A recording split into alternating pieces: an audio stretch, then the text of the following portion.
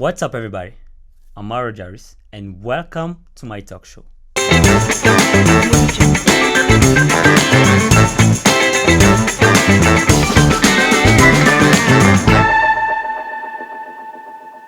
So today we'll talk about emotional intelligence. Since I was a kid, I was the type of person that liked to express himself, and I had a lot of emotions deep down. But growing up, my family didn't, or I won't say my family, but they didn't teach me how to express my emotions or how to share my emotions. I can define emotional intelligence as the ability to perceive, to use, to understand, to manage, and to handle emotions.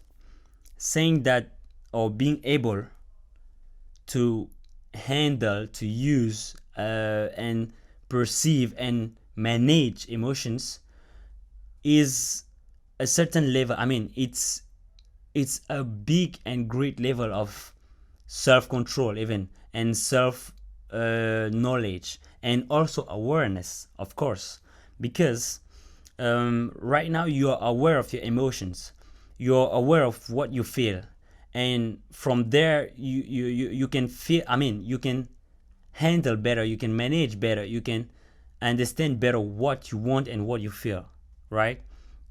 And then this brings us to a certain point of vulnerability. And here I want to talk about this because growing up, I had this really complicated situation where I didn't know first how to express my emotions, or even when I was feeling some emotions, I didn't know what I was feeling actually, or what triggered them. And I haven't been taught how to canalize these emotions, or to understand them, or even to express them or manage them, right? This journey of understanding myself better helped me to understand also what I was feeling and what I wanted to feel and why I was feeling that way. And this led me to understand that vulnerability is normal, right? And to be vulnerable is, I would say, so much courage. It's a lot of intelligence and wisdom, actually, because being aware of this and saying, okay, I'm gonna show this part of myself, I'm gonna be true, it's very hard. I'm gonna say it. Let's say that the importance of having emotional intelligence is that in your society, in your family, in your relationships, in even work environment, it helps. Why? Because in relationships, it helps also to give this ease, in what you truly want and what you're feeling at that moment, without any, let's say, conflict. It gives this, better understanding of your partner, for example, better understanding of the situation, for example, better understanding of yourself, even, because you have to understand first why the other person reacts this way. It's because, I mean, we have a role in how that person reacts. For example, how we react to that situation, for example, or how we react to that person. Because if you understand why you are this way, you're feeling this way, you will know how to act and react accordingly. If you ask people honestly about how they feel about their job, a very large proportion are disengaged. It's just a job. I just do enough to keep it. That statement is a rough index of a person having too little cortisol. They're in the wrong brain state at work. As you get such people more motivated, more interested, more engaged, they rise up this arc toward the optimal zone. However, if you give them too much pressure, too little support, too little time, too little staff, too much to do, they start to feel overwhelmed and they keep going to the right and performance suffers. So the art of leadership is to help people get and stay in the optimal state for performance. That is how you get your best return on investment from a salary. Here's some tips. How to create flow. One is clear goals.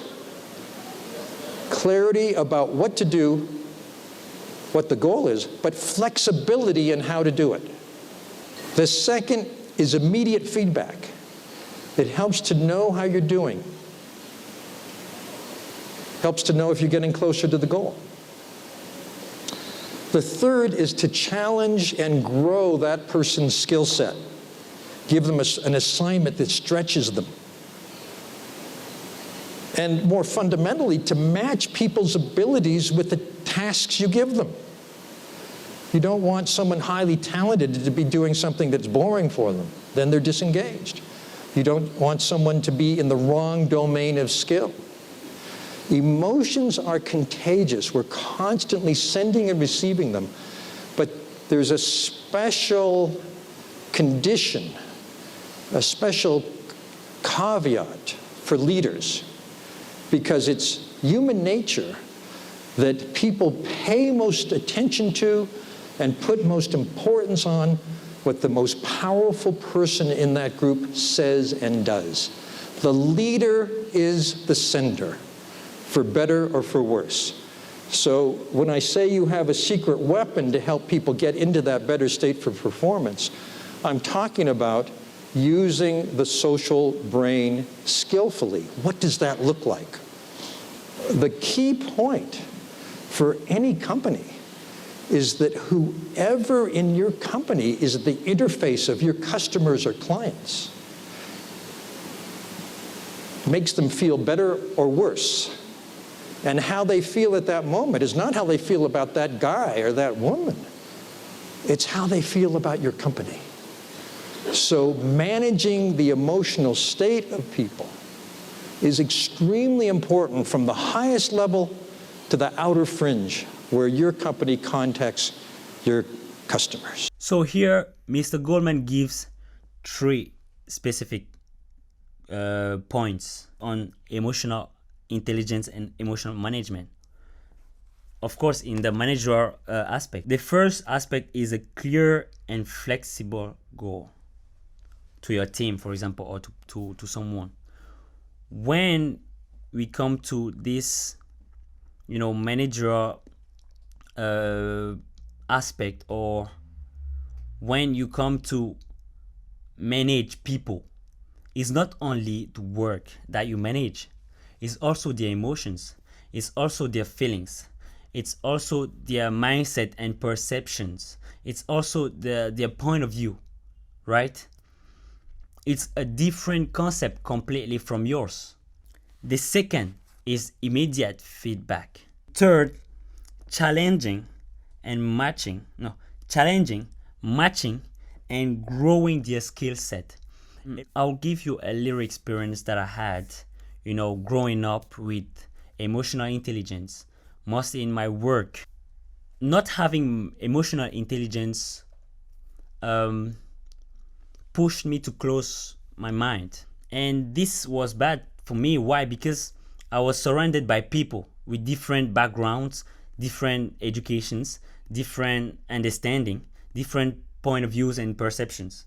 And I was not understanding why they were doing this way. Why? Because I had my point of view, right? And when they were giving us tasks, for example, or we were having some ways to understand things, I was not understanding why they were not agreeing with me or with what I was understanding, right, from that subject. And this pushed me to open myself. Why? Because I was with them. The cultural differences were wide, were really big. And I had to open myself to that also, to accept that they are different from me. Our experiences are different. And from there, I started understanding where they were coming from. For example, asking questions like, why do you see this thing this way? And they will tell you their stories, for example. And you'll be amazed by understanding. I mean, you'll be amazed by their stories. Why? Because you will see that this is the thing that made it different for them. This really, really made me understand that I was wrong. For real, I was wrong uh, on thinking that people should be the way I want them to be.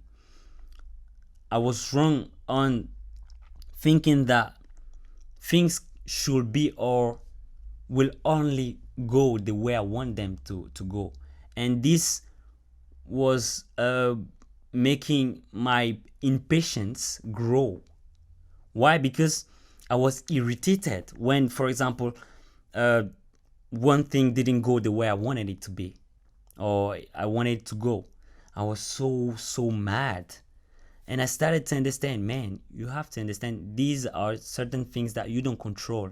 So you cannot, beat yourself up because this didn't go the way you wanted it to go. And I started understanding, okay, what do you control now? You control yourself. How can you, let's say, how can you go through this? How can you understand these people more? How can you bring them to be the best they can possibly be? How can you feel the best you can possibly feel? I mean, to give the best possible services that you can. So these started, popping up. These questions started popping up in my mind, in my head. And this brought me to self care, self awareness, self acknowledge. And I started working on myself now in a different way. I had to search why I'm behaving like this and not like them, for example. Here are some things that I've noted, during my self-awareness study. These are four emotional points that you have to know. The first one is to know the difference between feeling and action. Why? Because it's normal to feel, right? But not all actions coming from these feelings are acceptable. Second point, recognize that others are the mirror of ourselves. How? It means you have to tell to yourself, if someone does something to you, for example, why am I reacting this way? In what point this triggers these reactions, for example, right? Because we tend to think that always it's the other party the problem, but most of the time it's us the problem because we don't know where these feelings come from. Now, the third point is the neurobiology of authenticity. What it means? It means that some people can talk to you so nicely. They can tell you what you want to understand or you want to hear, but their actions are not matching with what they say. They are not walking their talk.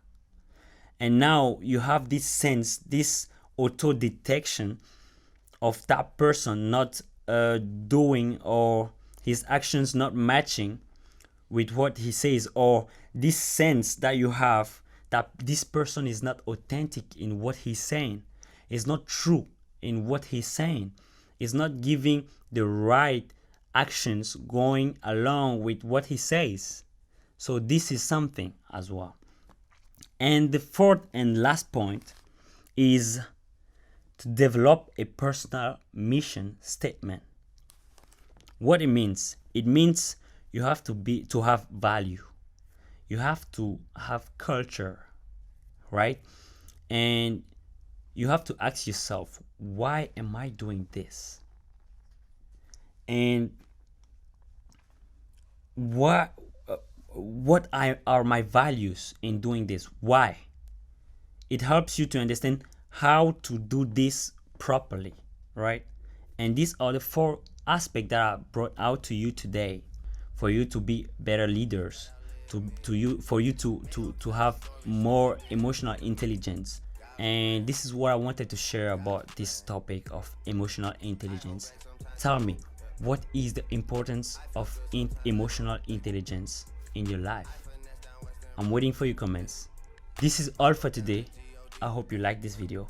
Make sure to subscribe, share, comment, and see you in the next episode. I hold back, sometimes I won't. Yeah. I feel good, sometimes I don't. Like, no. I finesse down Western Road. Like,